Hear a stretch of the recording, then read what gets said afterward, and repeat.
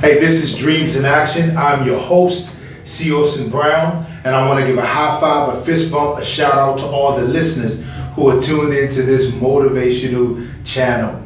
Hey, once again, it's always a privilege and grateful to have you all on the show and the program. I want you to subscribe, to like, to go through the videos and just look at some of the videos that's already posted.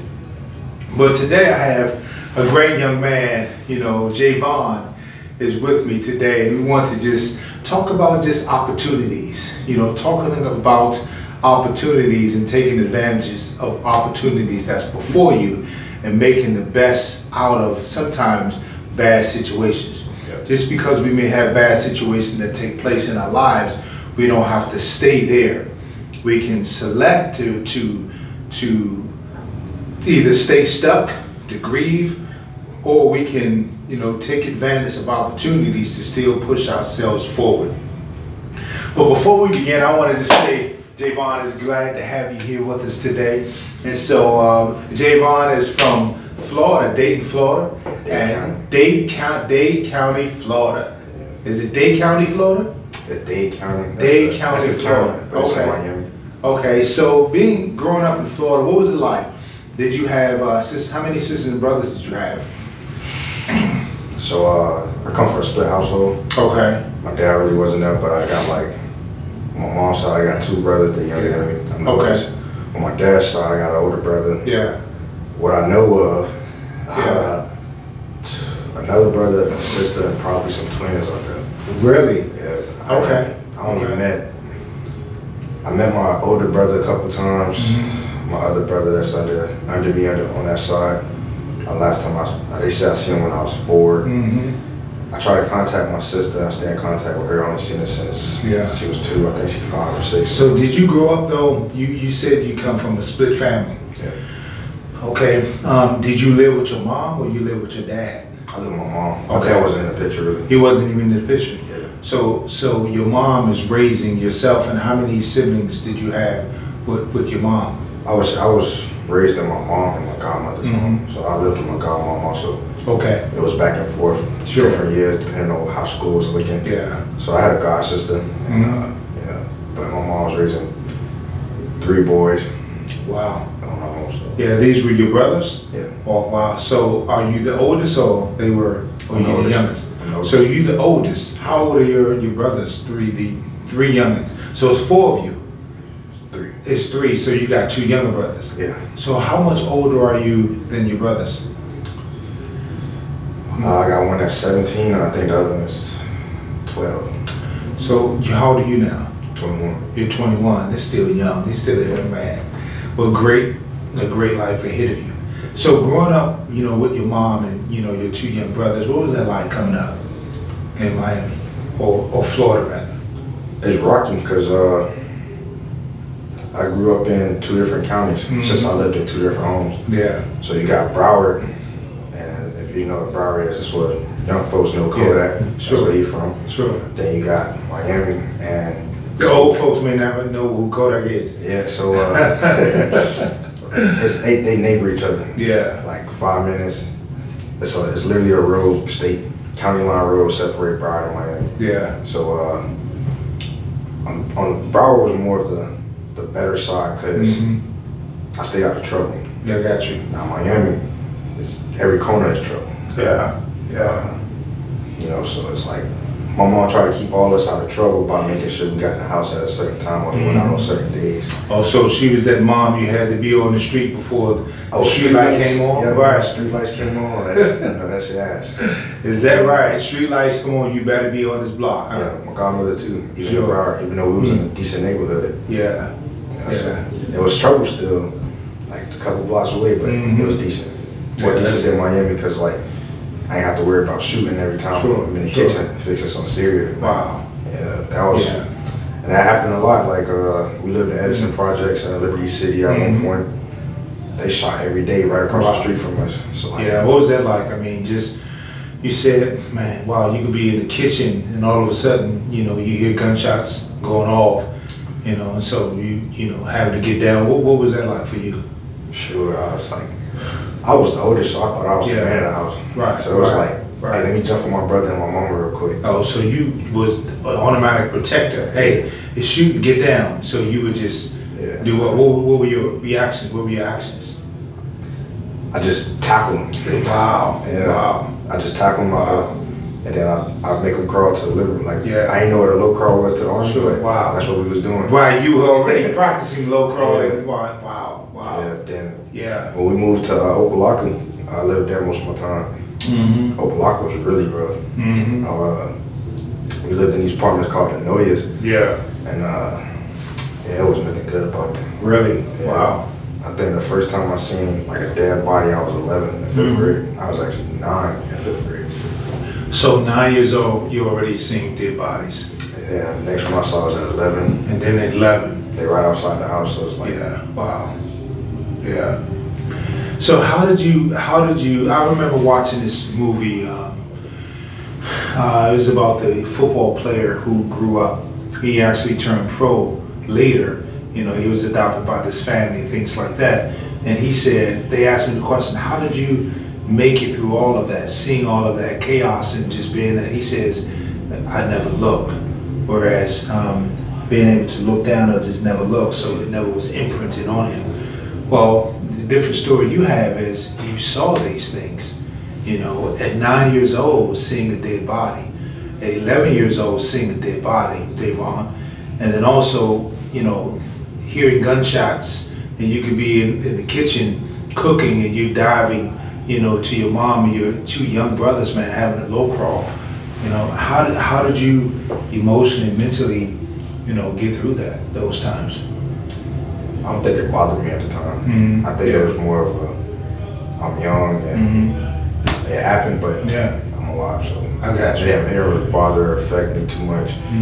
Seeing those things is just, I think like when I started thinking about it, I think I was like 13 really. Yeah. And that's when I switched homes again. So you know, that's when I switched homes, switched schools completely. Stayed out of Miami only unless weekends and stuff. So it didn't bother me. Yeah, at that time you didn't. Nah, it was just one of those things. It was like you seen it so much, or you know about it, it don't bother you. So you almost become numb to it, desensitized. Pretty much. Now, you know, we have the mind is very brilliant. The mind has a way of shutting down certain events that take place because they want to keep us alive. Yeah. And so as a result, though, you have the fight, flight, or freeze. But as we get older to a safe place, or we get someplace where we can begin to process those things subconsciously, those memories return. Do you ever have those memories returning to you? Sometimes, yeah. But I would say answer that last question actually. Football. I was into sports. Okay. That kind of helped me not see it as much. Yeah. So I don't have too many flashbacks on that at all. You know, it don't bother me. Because I see where I'm at now. So football was junior high. You played football, elementary, junior high, or high school. I played football from day one. You were always defense or offense? Both. Really? Yeah. What position you enjoyed most? Say running back, linebacker. Is that right? Yeah. So what would you like about linebacker? Being able to hit. And crushing other people. Yeah, that's good, man. Being able to crush other people. Yeah. So football, in a sense, was an opportunity, a way where you can, you know, get out some of the pains, the fears, or aggressions. But football has a way of also building teamwork. Yeah. You know, what was that like for you playing football? Early on, like as a kid, I started playing at first, so like teamwork, you hear it, you don't pay attention to it. You get to a certain age. I say the age where I like realized teamwork was important. I think I was 11. Yeah. One of my coaches that had a big impact on me name was Coach Randy. Coach Randolph, Randy. Yeah. For short. Sound like he was an influencer for you. Early influence.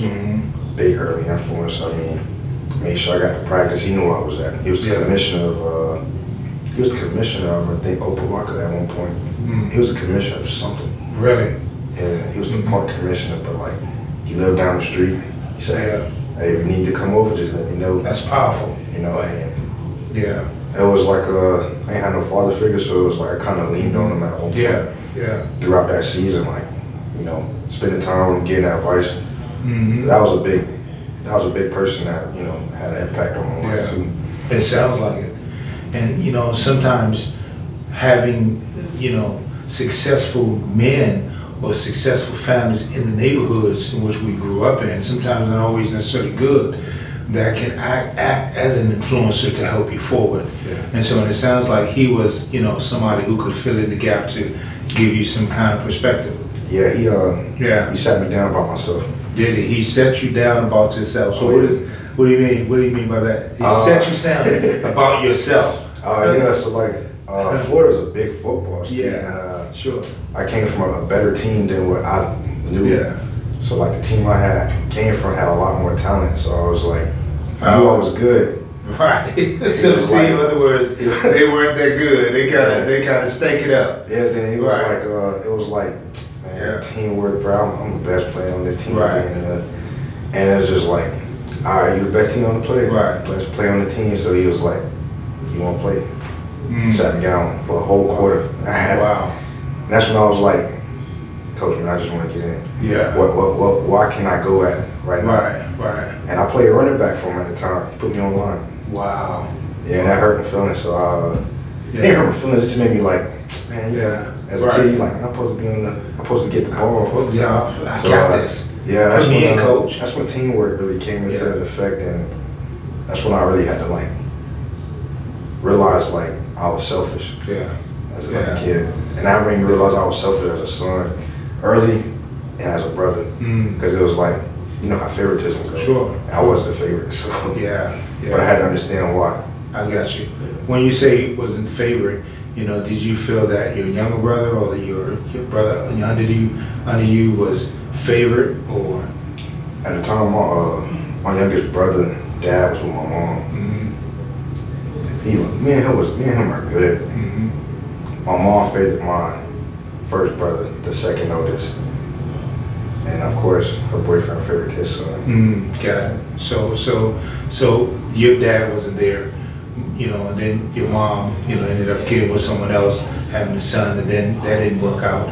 Then she had another man who ended up your younger brother. Yeah. So, but having these men in their lives, you know, did you at times feel distant or, you know, unwanted or unloved because they got men in their lives, but your dad is not there? At one point, yeah, I would say that. But my youngest brother, dad actually was my father figure for a long time. Was he? Yeah. So when it came to that, like, wow, it was. He actually stepped up to like a lot of stuff he didn't have to. Yeah. You know, this your younger brother. Yeah. So his dad was a father figure to you. He was there. He was present. When he was there, he was the father figure. Yeah. Because he was there from when I was. Yeah. From the time I was 5, him and my mom was together, I believe. Yeah. All the way up to 11, I want to say. Wow, man. Yeah. So it was 6, 7 years or so. Yeah. And it was like I was living with him, so I had to listen. Yeah. How did your brother pass?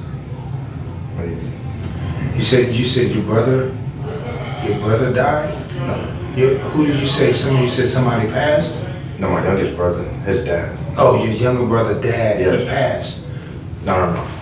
So my first brother, the second oldest, his dad never was in the picture really. His dad was already, him and my mom was never together. I got you, okay. So my third brother, my second brother, my bad, his dad was there, but when he left, it just passed on. Oh, the father figure. When you say it passed on, I got it. Not that he passed. Not he passed. Right, I'm like, okay. Nah, just him being a father figure. I'm with you now. Yeah. Man, that's like a death too, though. Yeah. Because, man, that's like a death because he was with you during this time, your development, you know, all of that, and you know, vibing with him, connected to him, and then he leaves.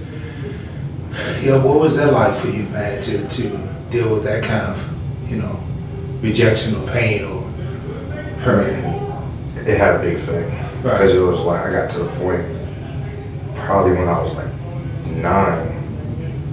I started calling him dad, not by his name. Yeah. So like when he left, it was like the way him and my mom ended. It was rough. So it was like, of course, my mom was like, "Don't talk to me and my sons and that." So the person he cared about, he would like ask about it, but he cared about his real son. Yeah. So Wow. So I can see, the pain there, feeling disconnected, favored. I can see that. And it caused a lot of problems with like trusted men at that point. Like I said yesterday, a lot of men came in my life. I ain't trust much of them, but I did learn something from someone. Sure. Yeah.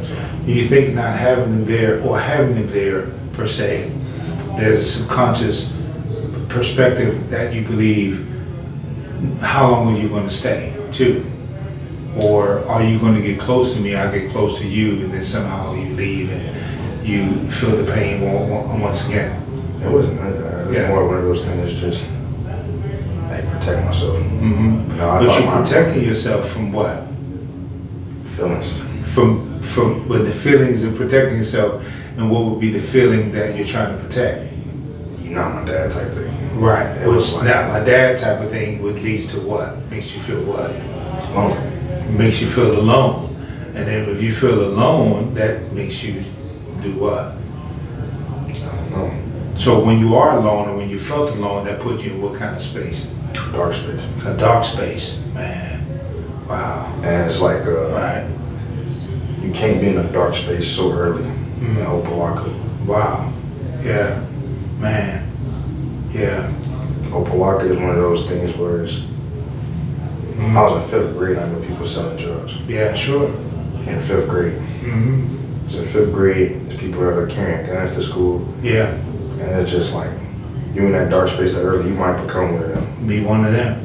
So when you were in that dark space, you've been in that dark space, what happens in that dark space for you? Or what has happened in that dark space, Jayvon?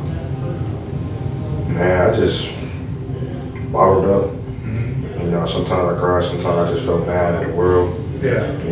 I questioned myself as a kid, like my own dad didn't want me type thing. But yeah, no, I realized it ain't me.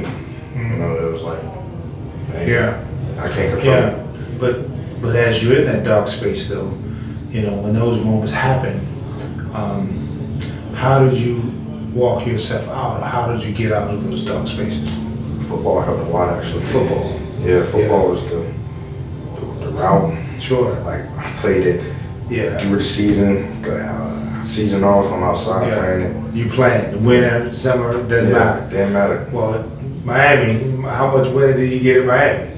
Man, back in the day, it used to actually get a little cold. It is not snowing in no Miami though. Nah, it ain't like you playing in the snow. Nah, it ain't like Detroit. Yeah, sure. In New York. Blizzard. Yeah. But football was an opportunity for you to do something, to say, hey, I need to do something with my life. At least it's my saving grace for that moment. Yeah. So when did you join the military? 2018. So let's just pause for a second. So as you're, going through school, junior high, high school, what influenced you? What did you say, hey, I'm gonna go be all I can be? I think that was the motto, that be all I can be. So what made you, decide, hey, I want to get away and I want to join the military? Yeah. And not just, did you have opportunities to go to college and play football? I did. Yeah. What happened with that? So what ended up making me join the Army actually was... Who made you join up? Someone made you join the Army? Nah. Okay. I joined my own will. Yeah. Why did you not choose to play football in college? I get there. Okay. I ended up losing a scholarship. Oh, you lost? You got a scholarship? I had a couple of scholarships. Yeah. I ended up losing them. Okay. I messed my knee up in the MCL. Okay. My senior year, so I didn't play the senior year. So I got the verbals, but I didn't get the officials. Yeah, because of the injury. Yeah, so then once they heard of that, a lot of schools walked away. Walked off. And I was down the street from St. Thomas. St. Thomas is like the number one. It was the number one school, private school at the time. So they got 4 5 stars. I got 0. They they could go get somebody from over there. Yeah. So I had one scholarship to Valdosta State for half a semester, and then I was gonna get the other one through academics. But I just was like, man, my mom just lost her job. Yeah. I don't got no money. So you know what? I hit my recruiter up. He was my mentor since 10th grade. Sure. And he never actually he recruited me once. And after that, he just gave me advice on what to ask coaches when they came to the school. So I hit him up. I was like, hey, you think I could come to the office, see something out, check something out with the Army? All right, yeah. Yeah. Actually, first, before that, I actually tried to go join the Marines. Did you? Yeah. Yeah, because you know what the Army stands for, right? Already a Marine, yeah. Ain't ready for Marines yet.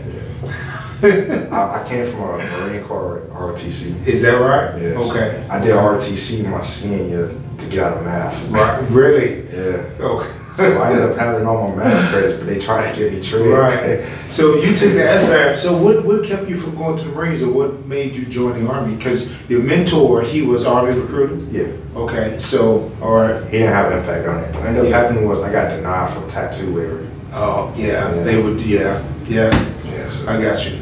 That's when I was like, I gotta go to the Army. Yeah. And I was like, my mom only got 2 heads to feed now. And Sure. She'll know I'm safe. Mm-hmm. So I was like, all right. That was that opportunity again before you. Sometimes, again, we can have a bad situation, but we can make a choice. Either we want to stay continually, mentally, emotionally in those bad moments, or we can choose to do something different. Yeah.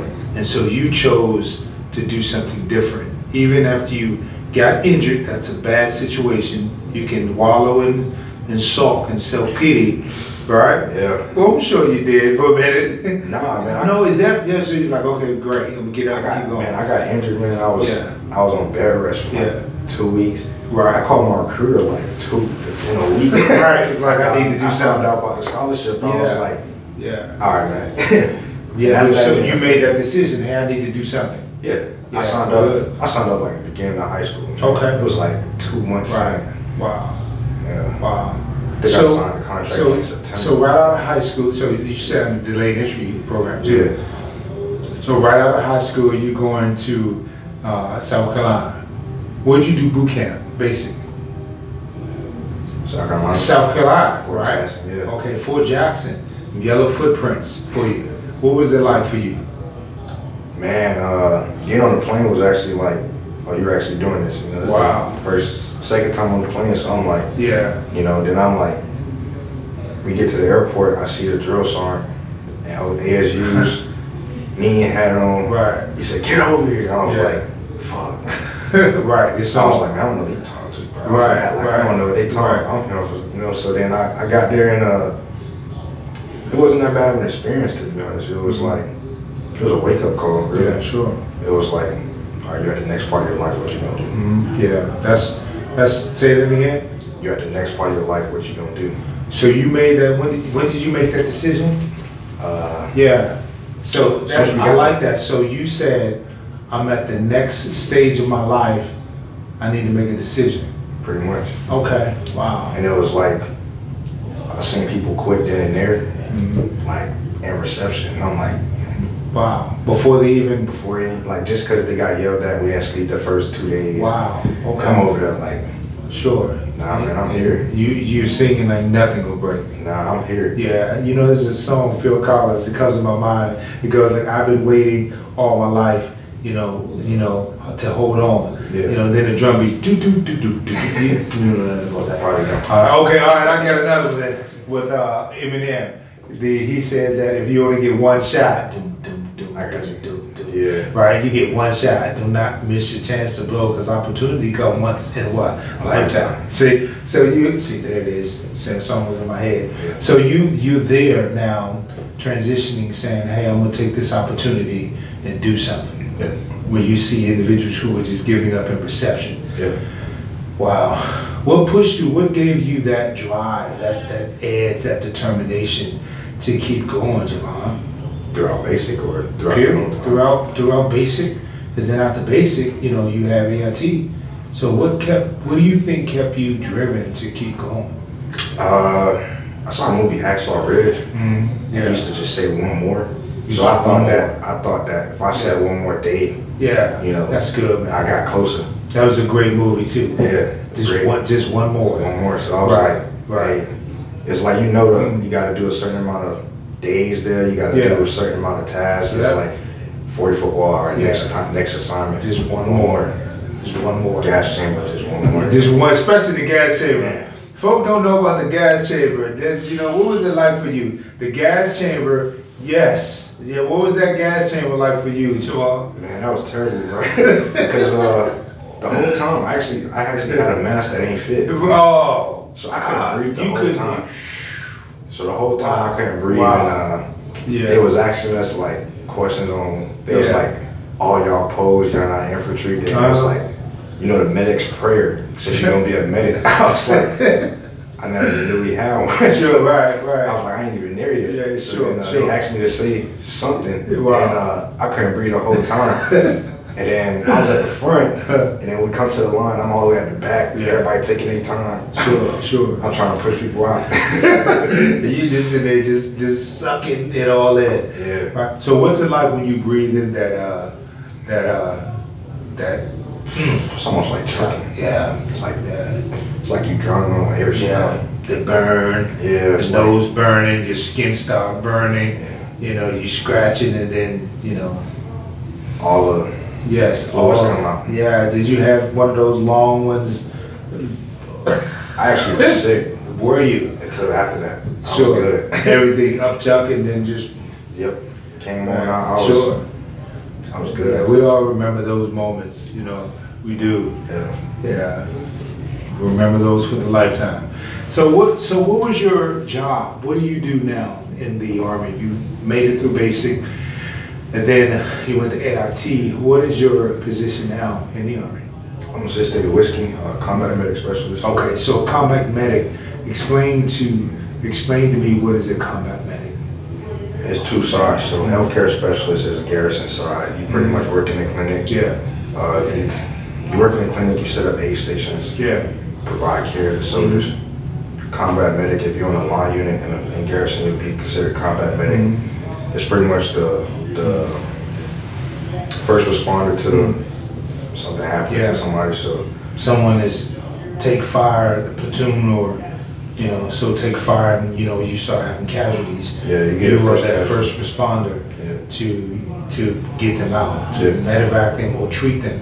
Tell me some treatments, perhaps, that that can help save a soldier's life, or save a person's life. A cricothyromy, something like that, but we call it cric for short. Okay. It's like if you in an IED accident, face burns, they can't breathe through their nose or mouth. Yeah.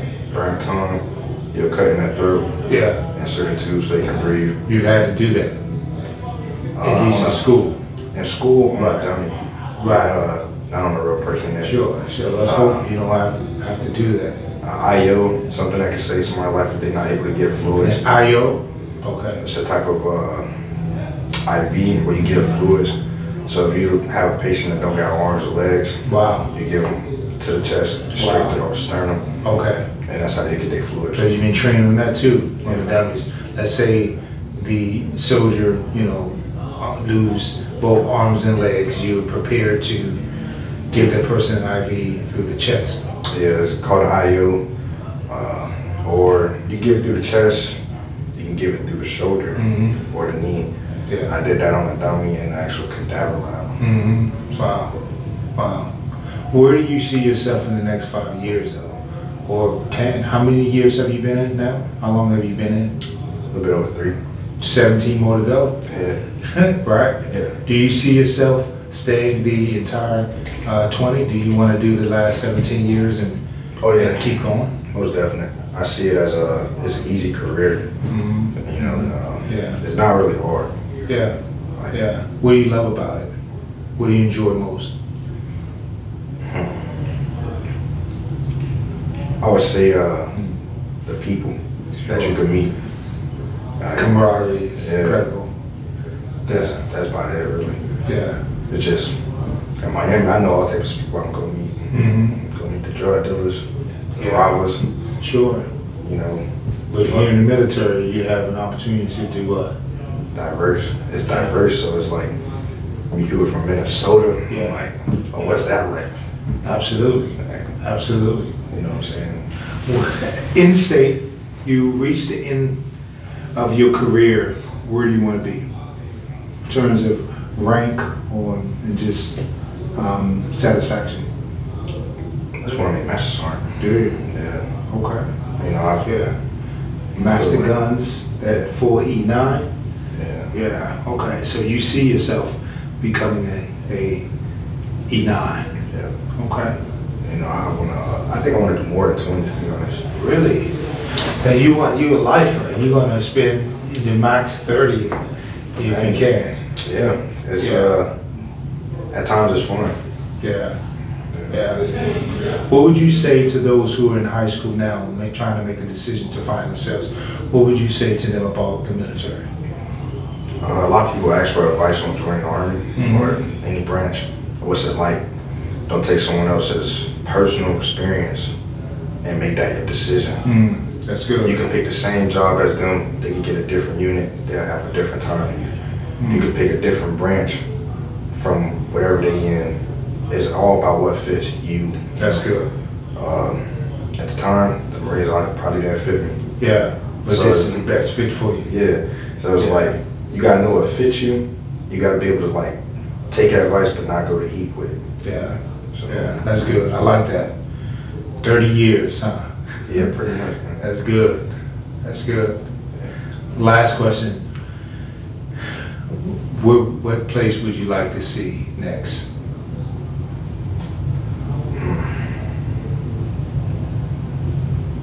I don't know.